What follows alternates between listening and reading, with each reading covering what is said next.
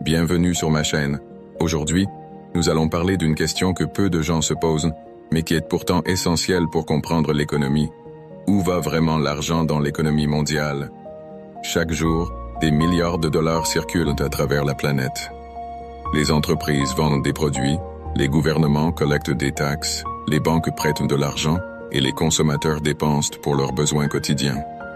Mais lorsqu'on prend un peu de recul, une question intéressante apparaît. Où se dirige réellement tout cet argent? Dans une économie moderne, l'argent circule en permanence. Lorsqu'une personne achète quelque chose, cet argent ne disparaît pas. Il devient un revenu pour quelqu'un d'autre. Par exemple, lorsque vous payez à l'épicerie, cet argent sert à payer les fournisseurs, les employés, le transport et plusieurs autres dépenses nécessaires au fonctionnement de l'entreprise. Une partie de l'argent circule aussi dans les salaires. Les entreprises paient leurs travailleurs, qui utilisent ensuite cet argent pour acheter des biens et des services. Ce cycle crée un mouvement constant qui permet à l'économie de continuer à fonctionner. Mais une grande partie de l'argent circule également dans les investissements. Les entreprises investissent pour développer de nouveaux produits, construire des infrastructures ou améliorer leur technologie.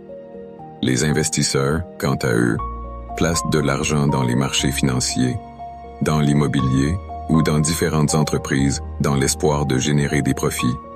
Les gouvernements jouent aussi un rôle important dans ce système.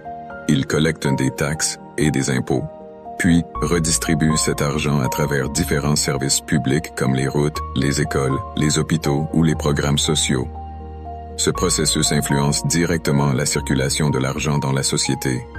Cependant, dans l'économie mondiale moderne, une partie importante de l'argent circule aussi dans le système financier international. Les banques, les fonds d'investissement et les marchés financiers déplacent d'énormes quantités d'argent entre les pays, souvent en quelques secondes seulement. Tout cela montre que l'argent n'est pas simplement quelque chose que nous utilisons pour acheter des choses.